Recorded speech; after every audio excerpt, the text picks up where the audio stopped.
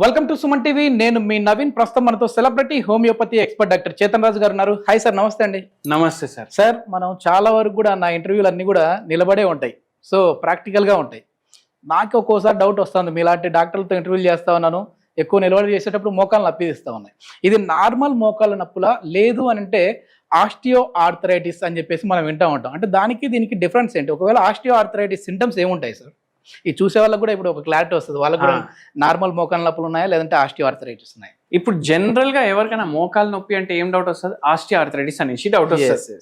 కానీ ఇప్పుడు మీరు చూడండి, ఎవరికైనా మోకాలు నొప్పి ఉండొచ్చు, కానీ అన్ని ఆర్థరైటిస్లు కాదు. ఆస్టియో ఆర్థరైటిస్ ఉంటే మోకాలు నొప్పి ఉంటది, కానీ మోకాలు నొప్పి ఉంటే దాని అర్థం ఆస్టియో ఆర్థరైటిస్ అనేసి కాదు.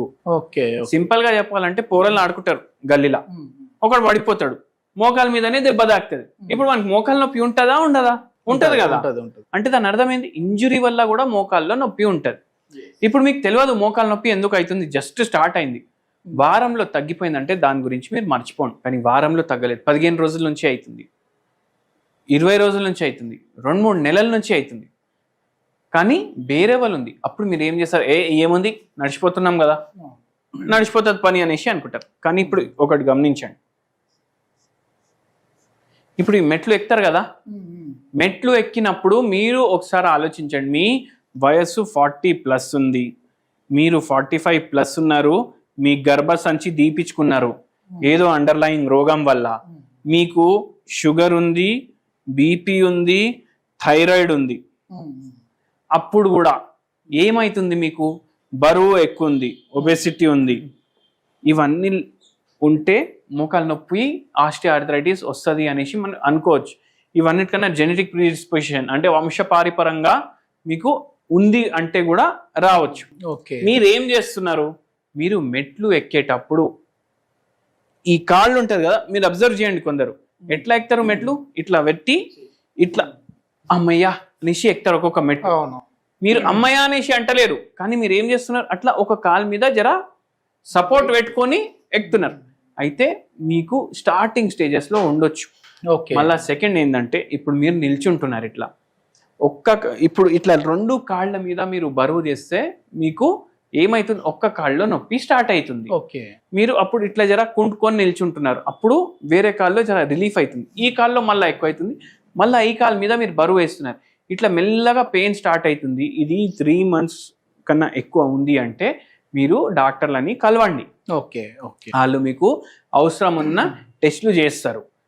దాని తర్వాత ఒకవేళ చాలా ఎక్కువ ఉందంటే ఆటోమేటికలీ మీరు అప్పటి వరకు వెళ్ళిపోతారు. కానీ ఇట్లా లైట్గా పెయిన్ ఉందంటే దాన్ని ఇగ్నోర్ చేయకండి. మళ్ళీ అందరూ చేసే పెద్ద తప్పు అయింది. నేను ఇంకోటి చెప్తాను. ఇప్పుడు ఒక పేషెంట్ మన దగ్గర వచ్చిండ్రు, ఆ పేషెంట్ కి షుగర్ వ్యాధి ఉంది, బీపీ వ్యాధి ఉంది, మళ్ళీ దాంతో పాటు ఒబెసిటీ ఉంది, ఆస్టియో ఆర్థరైటిస్ ఉంది. ఆ పేషెంట్ ఆల్రెడీ షుగర్ కి బీపీకి మందులు నడుస్తున్నాయి. ఈ పేషెంట్ ఏం చేసిండ్రు అంటే, ఎప్పుడు నొప్పి అయితే మెడికల్ షాప్కి పోయి నొప్పి గోళీ రాబాయి అనేసి నొప్పి గోళీలు కనుక్కొని డైలీ వేసుకోవడం. అట్లా ఆ పేషెంట్ డైలీ అంటే వారానికి 2 times to 5 times అట్లా వేస్తుండ్రు. 1 year అట్లనే వాడిర్రంట. దాని తర్వాత ఏమైంది? కిడ్నీలు కూడా ఎఫెక్ట్ అవ్వడం స్టార్ట్ అయింది. ఓకే. అంటే మీరు ఏమంటున్నారు? అరే కిడ్నీ ఫెయిల్ చేయడానికి ఏమైనా మందు అనేసి అంటున్నారు మీరు. సో విదౌట్ ప్రిస్క్రిప్షన్ ఏవి తీసుకోకండి, ఎందుకంటే ఏ మందు మీ బాడీ మీద ఎట్లా సైడ్ ఎఫెక్ట్ చేస్తుందో మనకు తెలియదు. సో మళ్ళీ విటమిన్ డి కూడా డెఫిషియన్సీ ఉండడం వల్ల అట్లా అవుతుంది. మన దగ్గర ఈ పేషెంట్ వచ్చిండ్రు, ఈ పేషెంట్కి grade 3 ఇంకా grade 4 మధ్యలో ఉండే ఆస్టియో ఆర్థరైటిస్, కానీ బరువు ఏమో ఎక్కువ ఉండే. ఇప్పుడు మీరు ఒకటి చూడండి, మీరు షుగర్ వ్యాధి ఉన్నా, మోకాళ్ళ వ్యాధి ఉన్నా, లేదంటే మీకు బీపీ వ్యాధి ఉన్నా, ఏ డాక్టర్ దగ్గర మీరు వెళ్ళండి, ఆయుర్వేదం డాక్టర్ దగ్గర, హోమియోపతి డాక్టర్ దగ్గర, యోగా డాక్టర్ దగ్గర కూడా పోండి, మీరు అందరు మీకు ఏమంటారు? బరువు తగ్గించుకోండి. అంటే చాలా రోగాలకు ఒకటి స్టార్టింగ్ పాయింట్ ఏమో ఒబెసిటీ. అయితే ఈ పేషెంట్కి కూడా మనం చెప్పినాం, బరువు కూడా తగ్గించాలి మనం ఉన్న రోగాలు, ప్లస్ దాంతోపాటు వెరీ ఇంపార్టెంట్లీ మోకాలు. ఇప్పుడు ఈ పేషెంట్ ఇట్లా 1 year చేసిండ్రు, కానీ ఇప్పుడు చూడండి చాలాసార్లు ఎడ్యుకేటెడ్ ఉన్న వాళ్ళు కూడా ఇట్లాంటి తప్పులు చేస్తారు. ఇప్పుడు ఈ పేషెంట్ మన దగ్గర భోపాల్ నుంచి వచ్చిండ్రు, ఎవరు అడ్రస్ ఇస్తే, ఈ పేషెంట్ ఒక టీచర్ అన్నమాట. అండ్ ఏమైంది? మొత్తం రోజు నిల్చొని క్లాసులు చెప్పుడు వల్ల, వెయిట్ ఎక్కువ ఉండడం వల్ల 3 ఏండ్లే ఉంది రిటైర్మెంట్కి.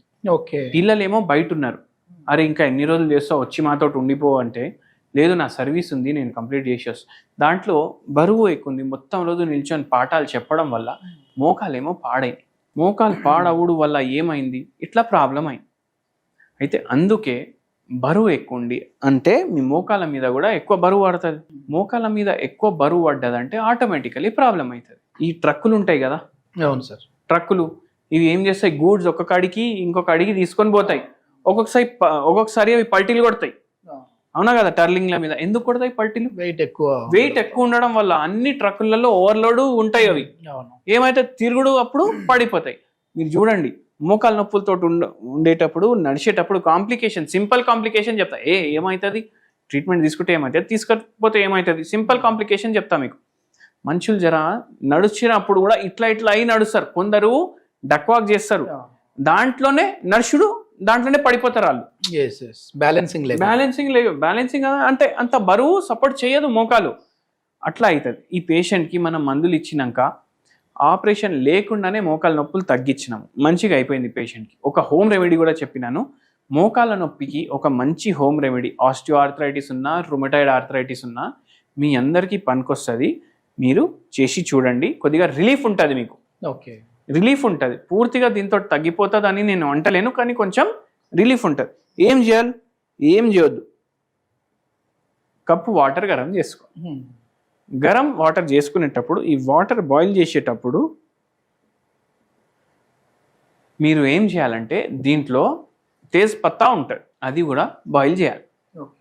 అది ఫిల్టర్ చేసుకొని మీరు ఏం చేయాలి, ఈ వాటర్ మార్నింగ్ ఒకసారి, నైట్ ఒకసారి తీసుకోవాలి. అది మీకు కొద్దిగా రిలీఫ్ ఇస్తుంది. ఓకే. మళ్ళీ ఇది ఒకసారి చేస్తారు కదా, మళ్ళీ దీంతో పాటు ఇంకో కప్ తీసుకోండి, బాయిల్ చేయండి వాటర్. ఓకే, మధ్యాహ్నం దీంట్లో ఒక్క చిట్కా పసుపు వేయండి, టర్మరిక్. మళ్ళా 4 pills. మీరు రూటా అనేసి ఒక హోమియోపతి మెడిసిన్ ఉంటుంది. ఓకే, ఇవి 4 గోళీలు దీంట్లో కలుపుకోండి డైలీ మధ్యాహ్నం. ఈ వాటర్ తాగేసి. ఓకే.